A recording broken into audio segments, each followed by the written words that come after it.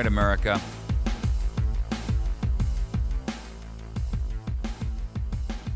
This is all today's show. You know what the theme of today's show is? Confrontation. And America's abject failure to get over its fear of it. Oh, I know, it's been bred into you. Don't use harsh words. Never raise your voice in anger. Never be the first to commit violence. Don't even defend yourself. When you're struck, stand back. Wipe the blood from your nose. Don't be violent. It's not healthy for you to yell. It's not healthy for you to be angry. Remove that crease from your brow. We can always solve things with talk. Really? Well, tell that to the American people who lost a staggering $6.3 billion last year. Tell that to Russ Caswell, a motel owner who owns a place called Motel Caswell. Little out-of-the-way place. FBI agents came to his place and knocked on his door, and they said, "We're going to confiscate your hotel in Tewksbury, Massachusetts. We're going to confiscate the business, and we're going to confiscate the land that it's on because it's being used for drug dealing and it's being used for prostitution." Well, with all due respect, you could say that about every hotel in the country, including the Hilton and the Drake in the middle of Manhattan. Are you trying to tell me that high-priced call girls don't go there to take care of wealthy clients? You could say that about every hotel in Las Vegas. In fact, you could say that about every casino in Las Vegas. The FBI, they were working with state and local authorities. So this was a collective treason. And they told him that they had the right to take his property, which had a value of about $1.5 million. They were calling it a brand new legal process he'd never heard of. And they said, "Well, we're doing this through civil forfeiture." And he said, "Well, what does that mean?" And they said, "Well, civil forfeiture is where we have the right to take your property if it's used in a criminal enterprise." And he said, "But wait, whoa. I'm not a criminal." "Oh, but your hotel is being used for drugs and prostitution." As if he's responsible for what people do behind closed doors. Now, if the guy were to put cameras in his rooms and monitor every room, they'd have charged him for something else, like a peeping Tom. He fought back. And he actually fought back with the help of a law firm who took the project pro bono to say, "We're going to make an example out of this one." Now, Caswell's 70 years old. He's not a young spring chicken. And this is a process which I've been telling you about for years, and America's been asleep at the switch, letting it go on and grow and grow and grow. How do I know that?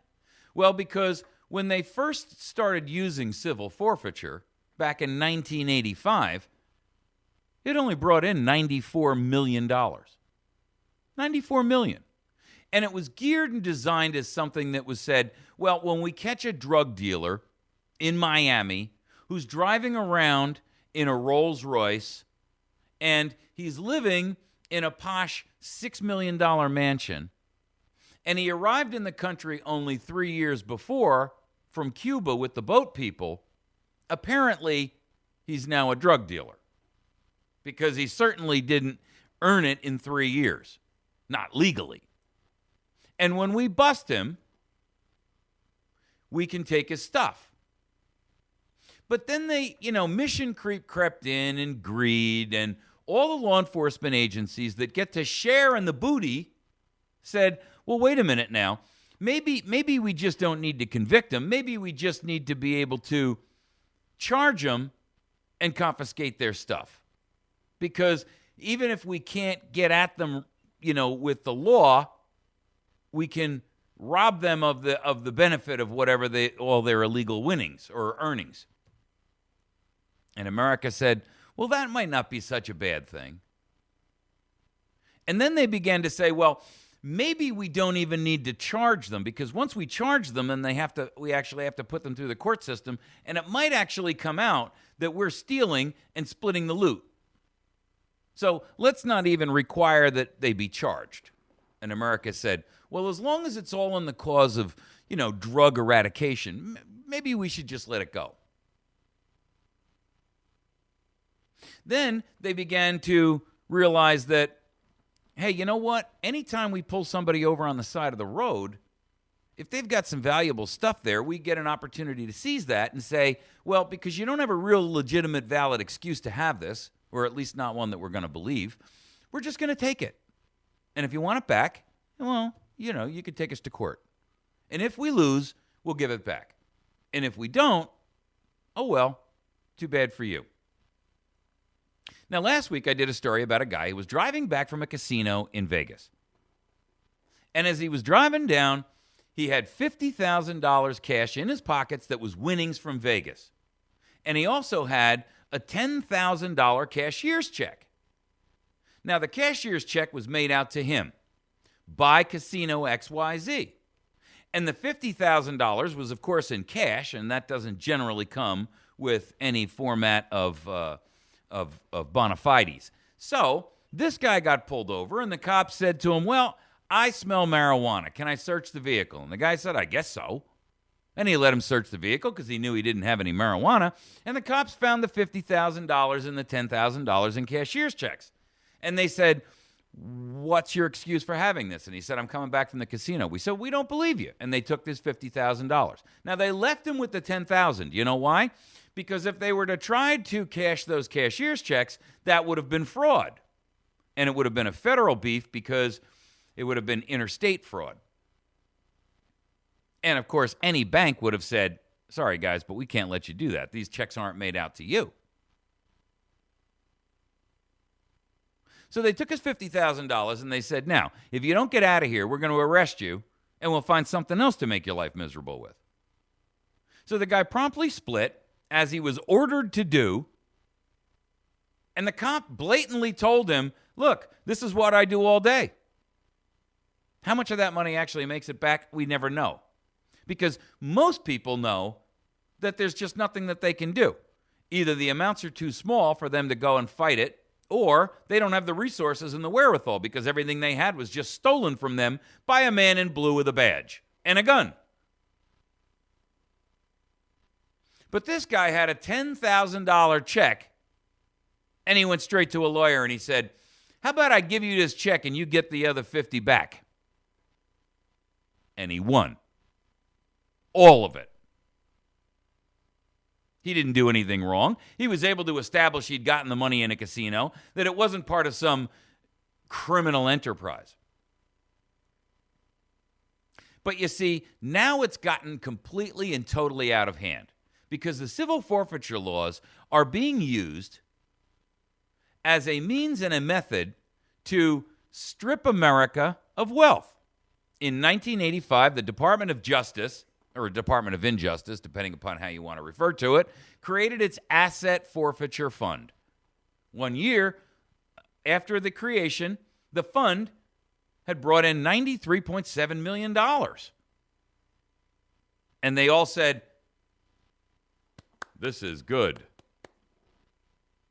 By 2008, it had grown to $1.6 billion. And they all said, this is even better. Well, now by 2013, a mere, 5 years later, it's reached $6.3 billion reported. In Tennessee, some local law enforcement agencies get to keep 100% of the property that they seize. Wow, isn't that a conflict of interest? Let me ponder that difficult moral question for a moment. Okay, long enough. Yes, it's a major conflict of interest. If the thief, who's wearing a badge in a blue uniform, gets to keep the proceeds of that which he steals from you, that's a conflict of interest. Look it up in Morals, Book 101. Hello. The article says, an incentive, some say, can tempt police to go after property for the wrong reasons. Thank you, Captain Obvious. I am so pleased with your assumption and your drawn conclusion. Some say? You mean only some say that 100% of the stolen proceeds goes back to the department that stole them, and that might be a conflict? Only some? Really? Barrett Rich, a representative and a former state trooper, introduced legislation last year that would eliminate the practice in the volunteer state. The original version would have required authorities to obtain a warrant before they could seize the property, thereby introducing this principle called due process. Oh, I know, we don't even use that anymore. I know, it's that part of that pesky piece of paper that everybody keeps throwing out. How do you say it?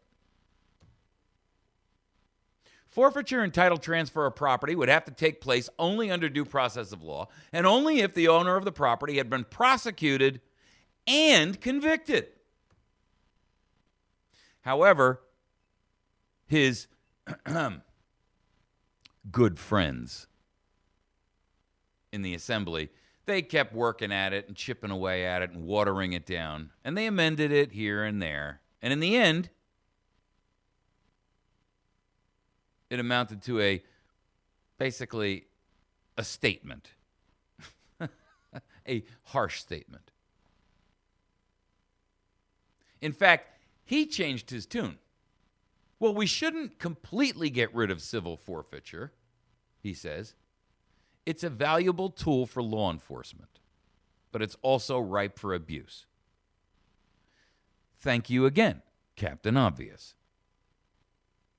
Where is it a valuable tool for law enforcement to violate the constitutional rights of Americans? Let's not even get into ripe for abuse yet. Let's just understand that it is not a valuable tool for law enforcement unless you're a beneficiary. Hello? There's that ugly conflict of interest issue again. Georgia, the Sheriff's Association, successfully killed a bill in their legislature that would have raised the burden of proof in civil cases and mandated that the forfeiture be worth more than $5,000, and if so, it had to be brought before a judge rather than handled, here it comes, ready?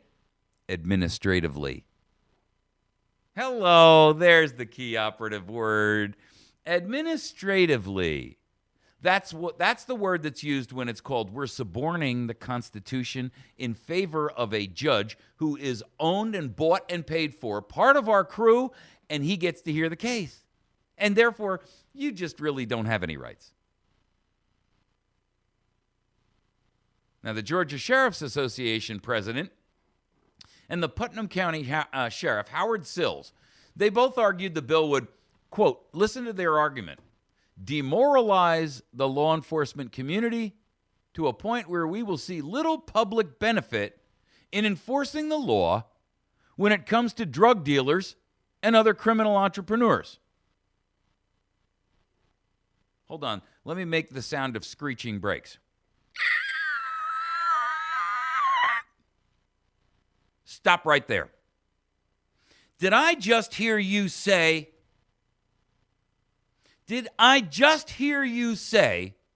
that the incentive for enforcing the law will not be there unless you have an opportunity to steal money from the public?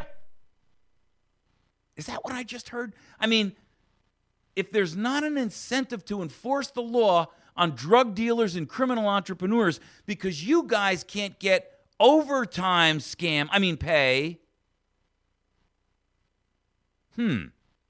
I guess that calls into question your oath.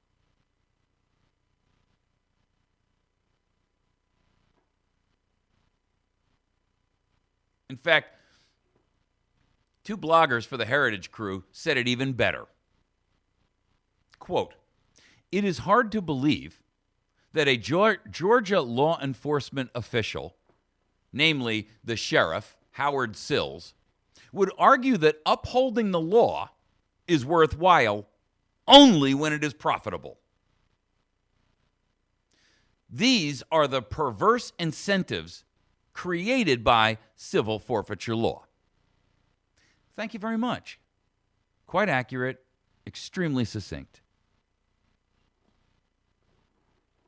So, the Atlanta Journal-Constitution, newspaper down there in the Atlanta region, thank you very much, Captain Obvious, they looked into how funds are spent over a 5-year period in Georgia. Now, this is the same Georgia where Sheriff Howard Sills argued that the bill was really only there as an incentive to do their duty and follow their sworn oath. And without that incentive, they just would be unwilling to maintain their oath. According to the newspaper, Fulton County District Attorney, he's part of the crew now, right? Paul Howard, he spent thousands of dollars that were gleaned from civil forfeitures on pricey dinners, an elaborate home security system for himself because, hey, I'm prosecuting those dangerous people and they could come and threaten me and my family. In November of 2009, he paid $800 to rent out a movie theater so that he could invite some friends for an event. A mere 3 months later, he told his employees that they would have to take 10 furlough days, whether they liked it or not, because of budget constraints. You see, here's how it works. When they seize your stuff illegally, in violation of the Constitution, morals, ethics, the 10 Commandments, I mean, we're going to just go all the way back.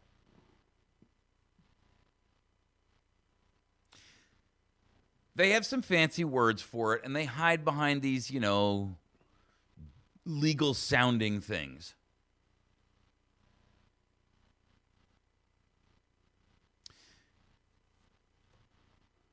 The way that they do it is they call it an asset forfeiture, and they basically state that this asset is a part of a criminal enterprise, which doesn't have to be named, doesn't have to be identified, doesn't have to be defined or proven. And it allows the departments who are all part of the game, so every one of these departments wants to always be in on the bust. Ever hear that, well, it was a joint task force of the sheriff's department, the local police, the ATF, the FBI, the Banana Republic militia?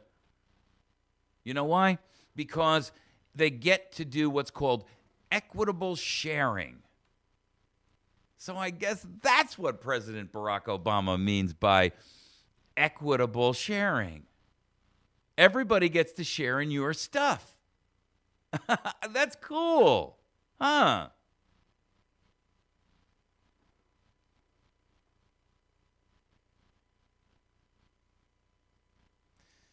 They say it's a loophole. A loophole? A loophole? Salzman, he's the attorney who helped the guy out with the hotel. He says that it's a loophole in the federal law that allows authorities under equitable sharing to circumvent paper-thin protections offered on a state level. Well, some examples. In Ball Harbor, Florida, there's 2,500 residents in the bustling metropolis. 2,500 residents. Well,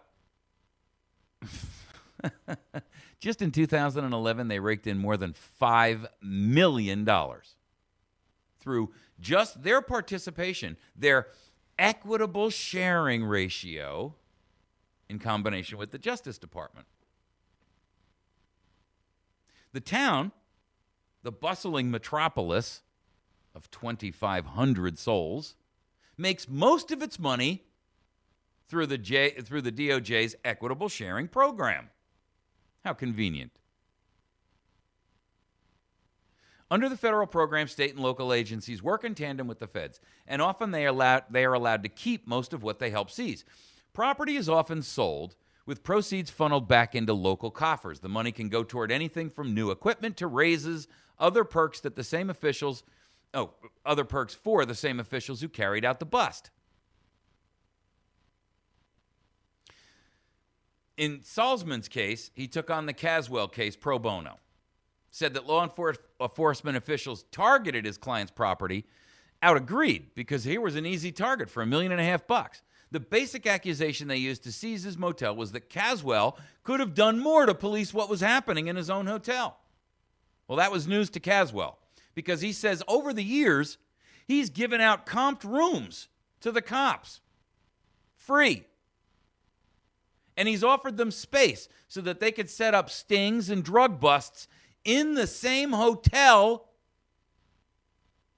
that they're now trying to seize. Here's what Caswell said in court.